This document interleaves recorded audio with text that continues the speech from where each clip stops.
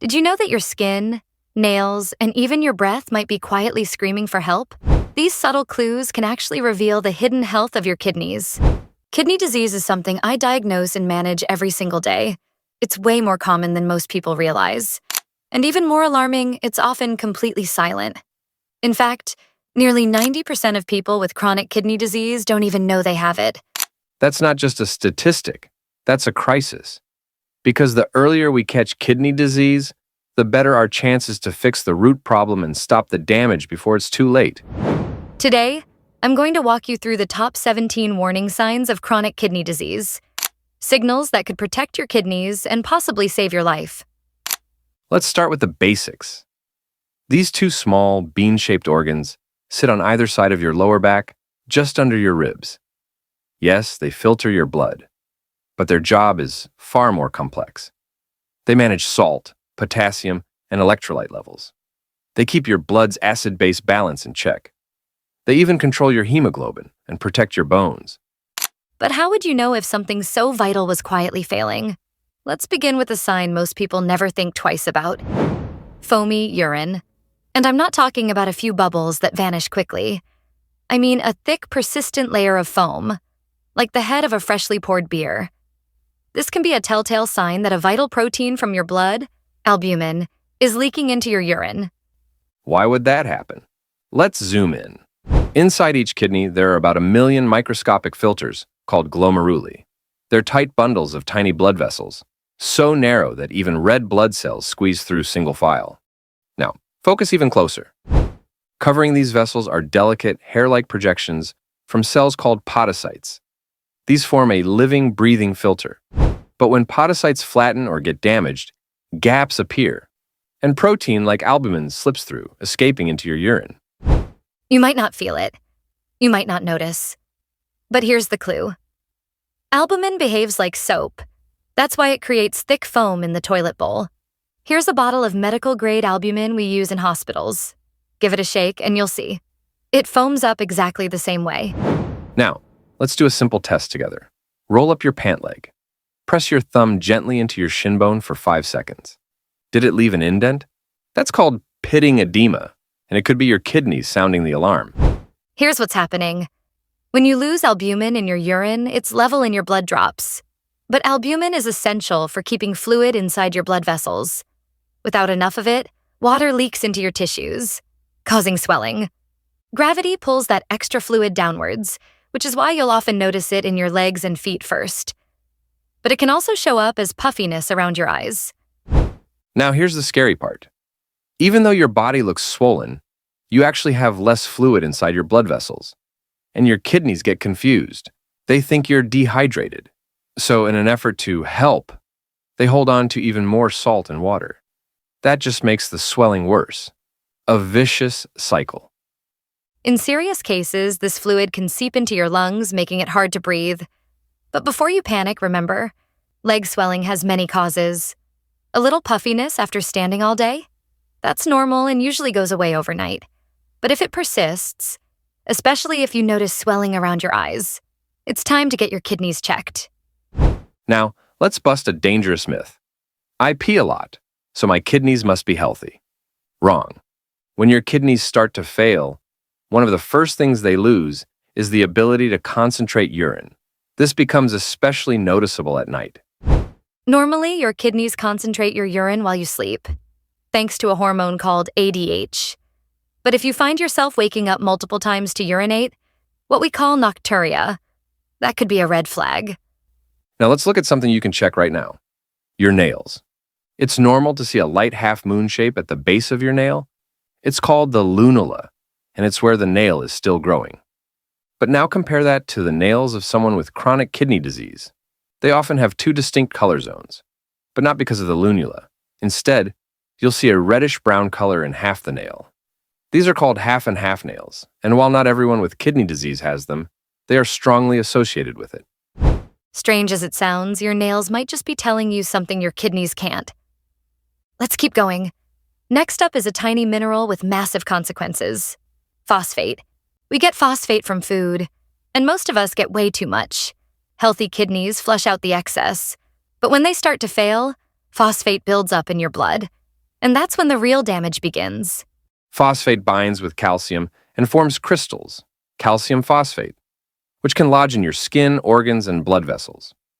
Under the skin, this condition is called calcinosis cutis. It shows up as hard, painless white-yellow bumps, and sometimes they break open, oozing a chalky paste that looks like toothpaste. But that's not the worst of it. When those same crystals lodge in blood vessels, they can block blood flow, causing a life-threatening condition called calciphylaxis. Tissue dies, organs fail. It can be fatal, and phosphate wreaks havoc in more subtle ways too. Take a look at this X-ray. Do you see the arteries? You're not supposed to. They're not bones. But in this case, the artery walls have hardened, literally calcified, because phosphate tricks smooth muscle cells into behaving like bone cells. Instead of stretching and contracting, they become stiff, like guitar strings under the skin. That's how high phosphate levels can quietly and dangerously harden your arteries. So, what does your body do when phosphate starts piling up and calcium levels begin to drop? It panics. Your body releases a hormone called parathyroid hormone, PTH. Its job? Pull calcium from your bones to restore balance in your bloodstream. It's a short-term fix, but there's a long-term price. Over time, this calcium withdrawal weakens your bones. They become fragile and brittle, a condition we call osteoporosis. One clue? Shrinking height. If someone tells me they're a couple of inches shorter than they used to be, I immediately think spine compression from osteoporosis. And if they've broken a bone from something as simple as a fall while standing, that's a big red flag, especially wrist, spine, or hip fractures. But phosphate and calcium aren't the only chemicals in chaos when kidneys start to fail. There's a growing storm of toxins building in your blood. And that brings us to a condition called uremia, which quite literally means urine in the blood. The first place you might feel this toxic overload isn't your heart or lungs. It's your skin. Imagine lying in bed, exhausted, but unable to sleep because your whole body is crawling with itchiness. The kind of itch that no amount of scratching can relieve. For many, this is the first symptom of advanced kidney disease. That's what happened to a 57-year-old man who came to the hospital after scratching his skin raw. Blood tests revealed he had advanced kidney failure, and his itchy skin was his body's desperate cry for help. But what's causing this? Uromic toxins accumulate in the skin, triggering an itch receptor called PAR2. This receptor becomes hypersensitive, and soon, even a light breeze or touch can set it off. Worse, some toxins actually travel to the brain, hijacking the circuits that control itching and keeping them activated 24/7. But the problems don't stop at itching. Let's talk about something truly disturbing. Restless leg syndrome, RLS. If you've ever laid in bed and felt an overwhelming, maddening urge to move your legs, like something is crawling underneath your skin, you know what I'm talking about. But why does kidney disease cause this? The answer lies in iron, or more accurately, your brain's lack of it.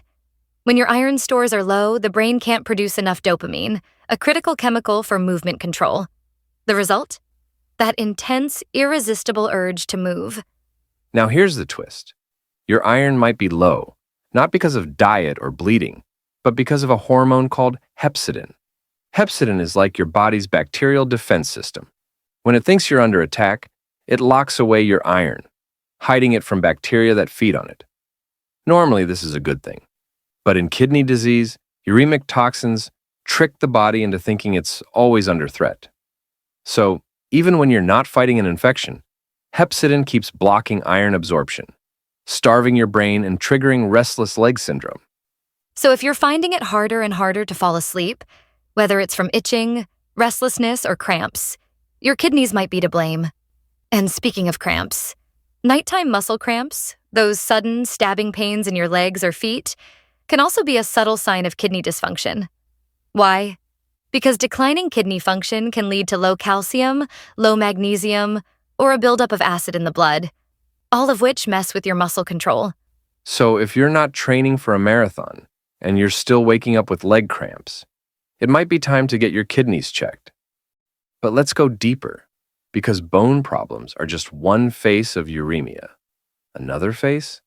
One that affects your very ability to taste. Yes, taste changes can be an early and deeply unsettling sign. Imagine biting into your favorite food, and it tastes like metal, like chewing on a penny. That metallic taste is surprisingly common in people with kidney disease. Here's what's going on. When urea builds up in your blood, some of it seeps into your saliva. There, it reacts with oral bacteria, breaking down into ammonia and other compounds that interact with your taste buds. The result is that unmistakable metallic sensation. And that's not all. The same compounds can change the way your breath smells, giving it a distinctly urine-like odor, which we call uremic fetor. Imagine talking to someone and realizing your breath smells like a toilet. It's not just embarrassing, it's devastating. No wonder so many patients with kidney disease lose their appetite. But here's the kicker. It's not just the taste or the smell. There's something happening in your brain, too. You see, your body has a built-in poison detector, a part of the brain called the chemoreceptor trigger zone. It doesn't have a blood-brain barrier, so it's always scanning for toxins in your blood. When it detects danger, say after eating spoiled food, it triggers nausea and vomiting to protect you. But uremic toxins fake an emergency, constantly activating this area. You feel sick. Food makes you nauseous. And slowly but surely, you start eating less and losing weight unintentionally. It's a cruel irony. Your body thinks it's protecting you, but it's actually causing more harm. So if you're losing your appetite, if food tastes like metal, or if you're nauseated for no obvious reason, your kidneys might be trying to get your attention.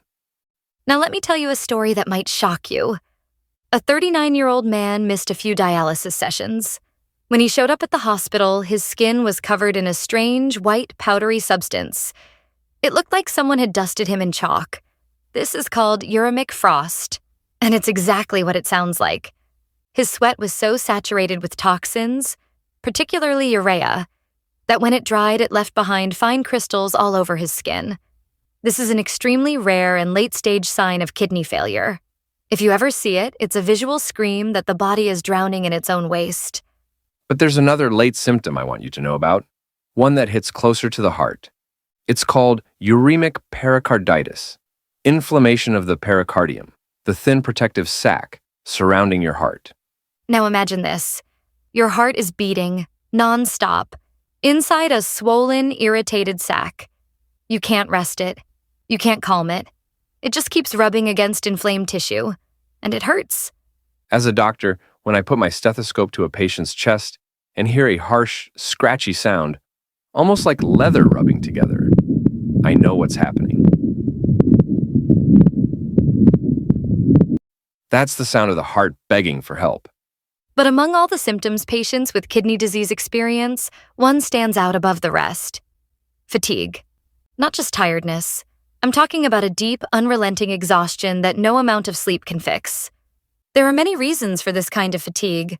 The insomnia from itchy skin, the restlessness from leg cramps, the constant urge to move, the disrupted sleep, the electrolyte imbalances, the nausea, the weight loss.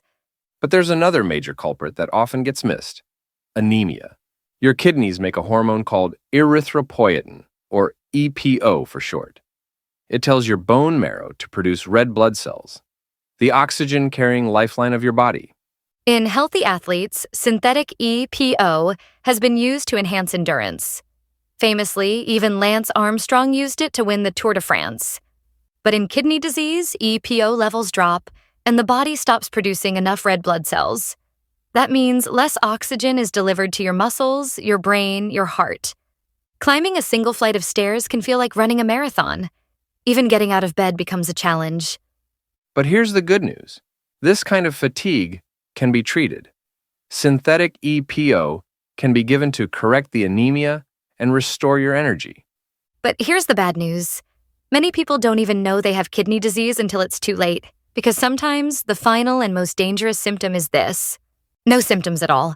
Chronic kidney disease progresses slowly and silently. We classify it into 5 stages. Stage 1 is mild.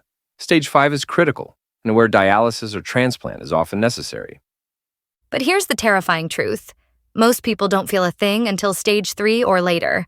By that point, damage is already done, and sometimes it's irreversible. So how do we catch it early? Often it's picked up by accident. on a routine blood test, or during urine analysis for something completely unrelated. Which brings us to the most powerful tool we have: prevention. Let's talk causes. One patient developed kidney failure after regularly eating a salty snack that most people wouldn't think twice about.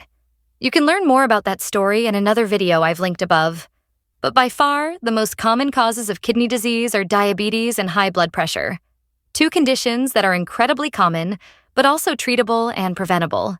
And here's something I see far too often in my clinic: the overuse of common medications like ibuprofen and naproxen. They're easy to grab from a pharmacy shelf, no prescription required. But long-term use can quietly damage your kidneys, your stomach, and your heart. People often assume that just because something is available over the counter, it must be safe. But kidneys don't care about convenience. They care about chemical stress. And painkillers like these can add up to real damage over time. So if you're taking them regularly, even if it's just for back pain, arthritis, or headaches, talk to your doctor about monitoring your kidney function. A simple blood or urine test can reveal more than you might expect. Because here's the truth: your kidneys are remarkable. They quietly filter 50 gallons of blood every single day. They regulate electrolytes, they balance fluids, they make red blood cells, they support your bones, they manage your blood pressure. And they do it all without a thank you, until they can't. And when they fail, the consequences ripple through every part of your body, often without warning. So, if there's one message you take from this video, it's this: don't wait for a symptom to show up. Be proactive. Get your blood pressure checked. Manage your diabetes. Ask your doctor to test your kidney function, especially if you've noticed even one of the signs we talked about today. Because when you catch kidney disease early, you give yourself the best chance to stop it, slow it, and even reverse it. If you're ready to take that next step, check out the video I've linked here. It walks you through evidence-based ways to lower your blood pressure naturally, without medication. As always, stay curious, stay healthy, and I'll see you in the next video.